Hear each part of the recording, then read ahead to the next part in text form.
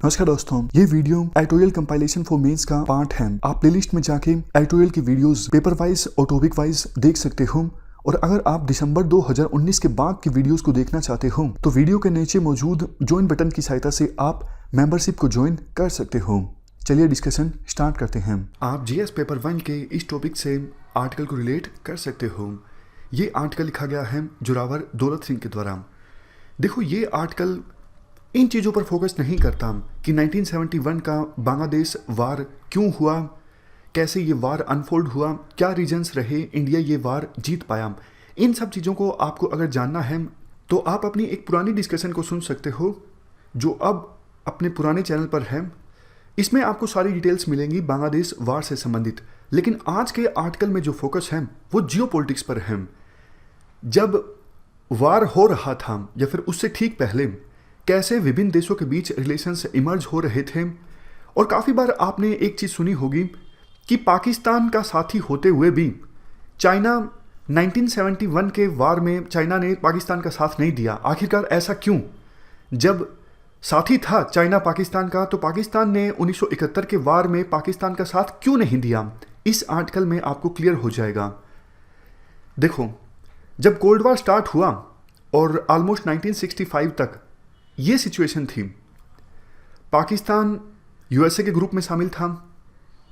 China और USSR ये दोनों कम्युनिस्ट कंट्रीज थे, तो इनके बीच में रिलेशंस अच्छे थे। चाइना यूएसएसआर के ग्रुप में शामिल था और इंडिया आपको पता है अलग से नॉन अलाइन मूवमेंट के लीडर्स में से एक था। लेकिन हुआ क्या, 1965 के बाद से चाइना और यूएसएसआर के रिश्तों में खटास आ गई। इनके रिश्ते खराब होना स्टार्ट हो गए। रीज़न देखो काफ़ी सारे थे। वैसे तो सोवियत यूनियन के बीच और चाइना के बीच 1950 में एक ट्रीटी साइन हुई थी, treaty of friendship alliance and mutual assistance. लेकिन देखो, यूएसएसआर के द्वारा जो मदद दी जाती थी चाइना को वो ग्रांट के तौर पर नहीं दी जाती थी। जब हम देखो किसी को ग्रांट देते हैं तो उस पर्सन को वापस ग्रांट हमें लौटानी नहीं पड़ती।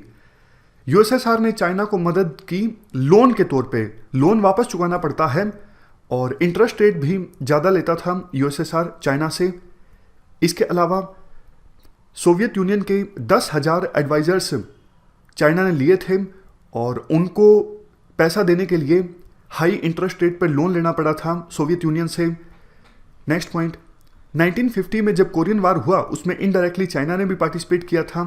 चाइना ने उस समय हथियार परचेज किए थे यूएसएसआर से और यूएसएसआर ने हथियार महंगे दिए थे, ऐसा चाइना को लगता था और बड़ी मुश्किल से चाइना वो पैसा चुका पाया था।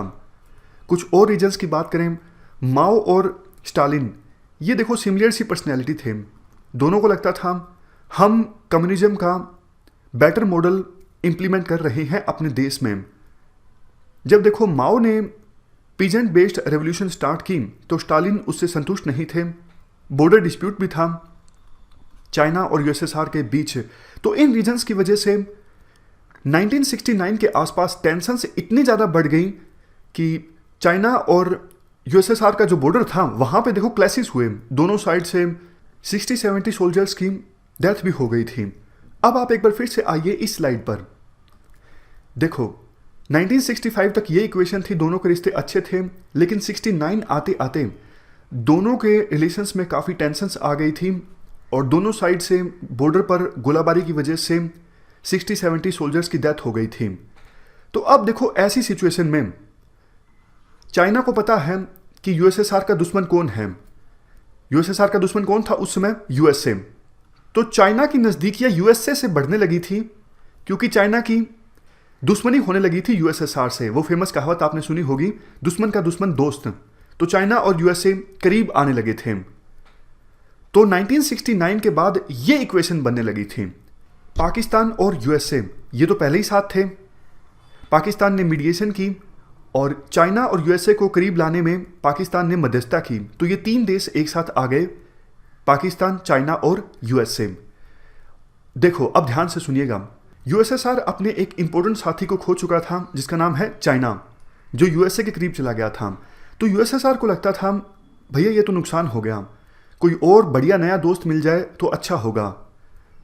और दूसरी तरफ इंडिया को तो देखो पहले नेम में था इंडिया, लेकिन 1962 के वार में बुरी तरह से हार हुई थी और नैम में होने का कोई फ़ायदा नहीं मिला।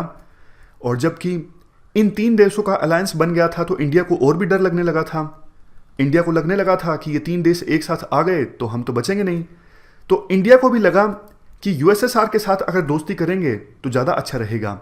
देखो, ऐसा नहीं है कि पहले हमारे रिलेशंस अच्छे नहीं थे यूएसएसआर के साथ। यूएसएसआर ने इससे पहले भी कोल्ड वार में यूएन में कश्मीर का रेजोल्यूशन नहीं लाने दिया, अपनी वीटो का इस्तेमाल किया। लेकिन ये जो सिचुएशन थी इसमें तो देखो यूएसएसआर और इंडिया बहुत ज़्यादा करीब आ गए। दोनों देशों के बीच 1971 में एक फ्रेंडशिप ट्रीटी भी साइन हुई।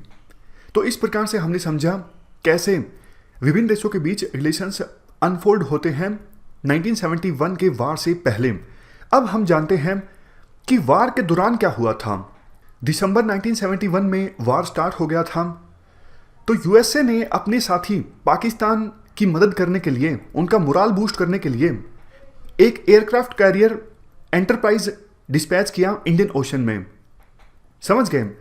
क्योंकि पाकिस्तान साथी था यूएसए का, अपने साथी की मदद करने के लिए यूएसए ने अपना एक एयरक्राफ्ट कैरियर भेज दिया था इंडियन ओशन में जिसका नाम था एंटरप्राइज। इसके अलावा यूएसए ने पाकिस्तान की हेल्प के लिए एक 7th फ्लीट भी भेज दिया था। 7th फ्लीट में देखो 70 से लेके 80 शिप्स थे। बंगाल की खाड़ी में ये 7th फ्लीट आ चुका था और इंडिया को लग रहा था ये तो हमारी सिक्योरिटी के लिए बहुत बड़ा खतरा हो गया। तो उसमें इंदिरा गांधी के जो एडवाइज़र थे डीपी धार, उन्होंने एडवाइस किया कि यूएसएसआर के साथ हमारी जो स्पेशल रिलेशनशिप है, फ्रेंडशिप ट्रीटी साइन हुई है, उसका फ़ायदा अब इंडिया को उठाना चाहिए। तो पीएन हस्कर, ये इंदिरा गांधी के विश्वास पात्र थे, इन्होंने सूचित किया डीपी धार को मॉस्को में कि आप सोवियत यूनियन की हाईएस्ट अथॉरिटीज़ से संपर्क कीजिए और उनसे एक ऑर्डर प्राप्त कीजिए कि अगर इंडिया और पाकिस्तान के बीच जो युद्ध चल रहा है इसमें थर्ड कंट्री के द्वारा इंटरफेरेंस किया जाता है तो सिचुएशन और ज़्यादा गंभीर हो सकती है, फिर यूएसएसआर को भी बीच में आना पड़ेगा। तो इंडिया ने यूएसएसआर की हाईएस्ट अथॉरिटीज से ये ऑर्डर रिलीज करवा लिया था। उसके बाद देखो यूएसए को एकदम से लगा ये क्या हो गया, हम भेज तो रहे हैं एंटरप्राइज एयरक्राफ्ट को और 7th फ्लीट को बंगाल की खाड़ी में, लेकिन अगर यूएसएसआर बीच में आ गया तो इससे तो यूएसएसआर और यूएसए के बीच युद्ध हो जाएगा। दोनों के पास न्यूक्लियर वेपन्स थे उस समय। तो यूएसए का ये दाव उल्टा पड़ने लगा था क्योंकि यूएसए को ये यकीन हो गया था यूएसएसआर जरूर बीच में आएगा अगर हम इंडिया और पाकिस्तान की लड़ाई के बीच में आते हैं। सोवियत पैसिफिक फ्लीट की जो नेवल यूनिट्स थी वो डिस्पैच कर दी गई थी और वो एंटर कर गई थी इंडियन ओशन में 5 दिसंबर को। 2 दिन बाद यानी 7 दिसंबर को सोवियत पैसिफिक फ्लीट की नेवल यूनिट्स श्रीलंका से 500 नॉटिकल माइल्स की दूरी पर थी और यूएसए को पता था ये सब चीज़ें कि इंडियन ओशन में सोवियत पैसिफिक फ्लीट की नेवल यूनिट्स आ चुकी हैं। तो उस समय देखो यूएसए के नेशनल सिक्योरिटी एडवाइज़र थे हेनरी किसिंजर, उन्होंने एडमिट किया कि हमारा दाव उल्टा पड़ चुका है, हमने रशिया फैक्टर को कंसिडर नहीं किया था। उन्होंने अपने राष्ट्रपति को चेतावनी दी कि देखो हम खतरे में आ सकते हैं अगर हम इंटरवेंशन करते हैं और बाद में रशिया के द्वारा इंटरवेंशन किया जा सकता है इंडिया और पाकिस्तान वार में। तो उसके बाद देखो यूएसए ने एक और चाल चली। यूएसए ने चाइना को कन्विंस कराने की कोशिश की कि भैया एक बार आप अपनी फोर्सेस को इंडिया बॉर्डर पे भेजोगे तो इंडिया वाले डर जाएंगे। ऐसा यूएसए ने चाइना को कन्विंस करने की कोशिश की क्योंकि इनके बीच दोस्ती बढ़ गई थी 1971 में। यूएसए को लग गया कि हम तो एंटर नहीं कर सकते युद्ध में, अगर हम करेंगे तो हमारी तो लड़ाई हो जाएगी यूएसएसआर के साथ। तो उन्होंने चाइना के कंधे पर रखकर बंदूक चलानी स्टार्ट कर दी। उन्होंने चाइना को समझाने की कोशिश की आप फोर्सेस भेजिए इंडिया बॉर्डर पे ताकि इंडिया वाले डर जाएं और बदले में हम आपको यूएसएसआर की फोर्सेस के सारे कोऑर्डिनेट से उनका माइंड सब कुछ इंटेलिजेंस प्रोवाइड करेंगे और पैसिफिक ओशन से हम हमारे कुछ एयरक्राफ्ट डिस्ट्रॉयर वो भी भेजेंगे इंडियन ओशन में। लेकिन देखो अब ध्यान से सुनिएगा, चाइना ने यूएसए की बात को मानने से इनकार कर दिया। चाइना ने साफ तौर पर बोला नहीं भैया, इंडिया पाकिस्तान युद्ध में हम नहीं एंटर करेंगे। ऐसा क्यों? मतलब क्यों? क्योंकि चाइना तो पाकिस्तान का साथी था ना, फिर क्यों नहीं चाइना ने पाकिस्तान का साथ दिया? रीज़न देखो ये था, जैसा हमने शुरुआत में डिस्कस किया, 1969 में टेंशंस काफ़ी ज़्यादा बढ़ गई थी। यूएसएसआर और चाइना के बीच बॉर्डर पे क्लैशेस हुए थे, दोनों साइड 70 से 80 सोल्जर्स की डेथ हो गई थी। तो चाइना को डर लग रहा था, चाइना को पता था ईस्टर्न बॉर्डर पे जो सुपीरियोरिटी है वो किसकी है, वो है यूएसएसआर की। तो चाइना को ये डर लग रहा था कहीं हमने अपनी फोर्सेस भेजी इंडिया की बॉर्डर पर, क्योंकि यूएसएसआर ने ये भरोसा दिया है अगर कोई एंटर किया इस वार में तो उसको परिणाम भुगतने पड़ेंगे, हम भी एंटर करेंगे इंडिया की तरफ से। तो चाइना को डर ये लग रहा था अगर हम इंडियन बॉर्डर पे फोर्सेस भेजेंगे तो जिनजियांग बॉर्डर पर यूएसएसआर के द्वारा फोर्सेस भेजी जाएंगी और यूएसएसआर उस बॉर्डर पे बहुत ज़्यादा ताकतवर है। तो चाइना डर गया था यूएसएसआर से उस समय। इसी वजह से चाइना ने यूएसए की बात को मानने से इनकार कर दिया और बोला कि नहीं भैया, हम नहीं एंटर करेंगे इंडिया और पाकिस्तान के बीच युद्ध में। तो सोच के देखिए इंडिया की जो रणनीति थी वो कितनी अच्छी थी। ये तीन देश मिलके एक बहुत बड़ी स्ट्रॉन्ग पावर थे, लेकिन इंडिया ने ऐसी डिप्लोमेसी खेली कि चाइना और यूएसए इंटरवेंशन कर नहीं सके और पाकिस्तान इंडिया के बीच में युद्ध हुआ और इंडिया ने पाकिस्तान को वो युद्ध हरा दिया, एक अलग देश बना बांग्लादेश। समझ गए? तो इस पूरे आर्टिकल में हमने समझा 1971 के वार से पहले और वार के दौरान किस प्रकार से जियोपॉलिटिक्स इमर्ज होके आई थी, कैसे इंडिया ने अपनी डिप्लोमेसी को अच्छे ढंग से प्ले किया और ये युद्ध जीता। इस डिस्कशन में फिलहाल इतना ही है। Thank you very much for discussion.